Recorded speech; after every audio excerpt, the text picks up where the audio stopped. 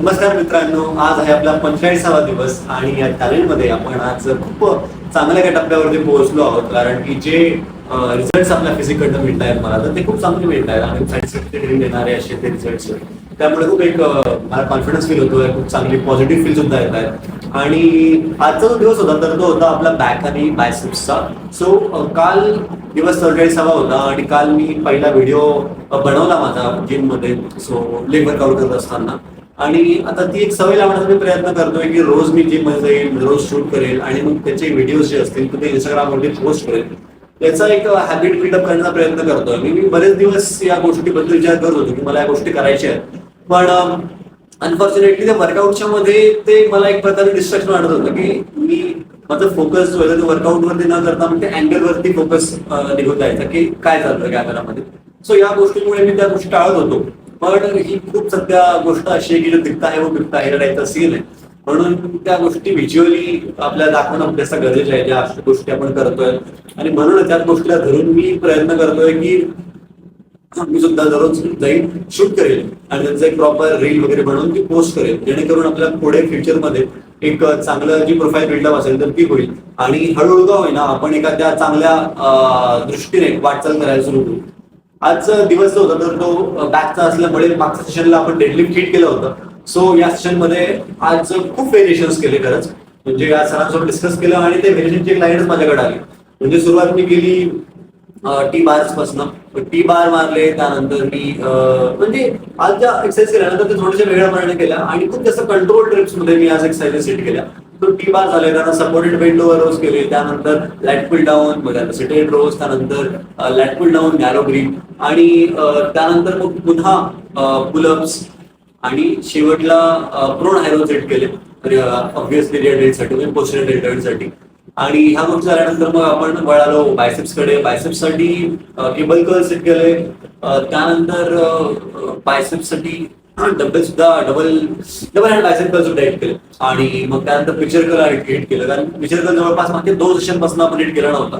त्यामुळे आज हिट करताना मजा आली. आज जे वेट होतं तर ते पण जास्त गेलं, त्यामुळे चांगली फिलिंग येते. आणि शेवटला हॅमर कर्ल्स सोबत ऍप्स मधले ऑब्लिक्स साठी आज ट्रेन केलं. ऑब्लिक्स साठी बॅक बेंच वरती आपण जे लॅटरल फ्लेक्शन करतो तर ते केलं आणि सोबत रशियन ट्विस्ट केलं. हे 2 सेट खूप जास्त फोकस नाही आणि खूप कंट्रोल रेप्स मध्ये गेले मी, त्यामुळे 2 सेट्स मध्येच माझ्यामधून फटिक होऊन गेले होते.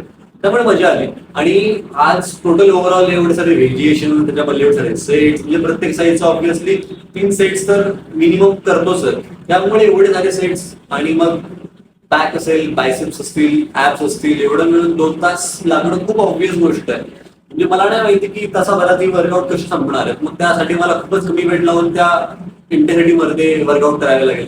पण ज्या इंटेन्सिटी मध्ये आणि ज्या वर्कलोड्स वर मी सध्या वर्कआउट करतोय तर त्यांना मला असं वाटतं की 2 तास बरोबर आहे.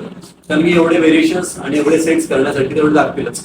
आणि बॉडीज एनर्जी लेवल जे आहे तर सस्टेन राहत आहेत. असं नाहीये की मला थकवा जाणवतोय वर्कआउट मध्ये किंवा मग शेवटला जेव्हा वर्कआउट होतोय तेव्हा मी खूप जास्त लो फील करतो, असं काय होत नाही. म्हणजे इव्हन मी शेवटचा रेट सुद्धा तेवढ्याच हाय इंटेन्सिटी करू शकतो, एवढं माझ्या सध्या कॅपेबिलिटी आहे.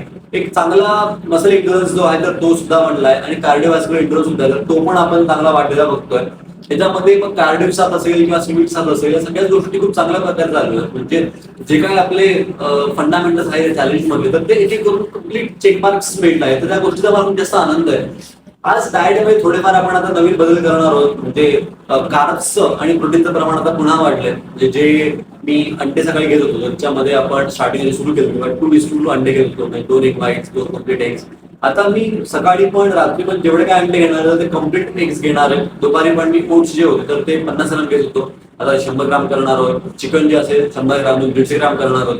म्हणजे कार्ब्स आणि प्रोटीन इंटेक खूप जास्त चांगलं आता वाढणार, म्हणजे आजपासून सुरू केलंय वाढवायला ऑब्व्हियसली. आणि त्यामुळे आता जी व्हॉल्यूम असेल मसल्स तर ती वाढेल.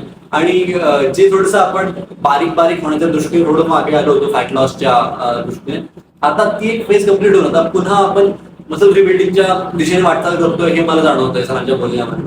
त्यामुळे आता पुन्हा एक it's not gaining phase, it's obviously leaning phase. कारण की ते आपण डेफिसिटच आहोत, अजून कॅलरी सरप्लस केला नाहीये, डेफिसिट मध्येच आहोत.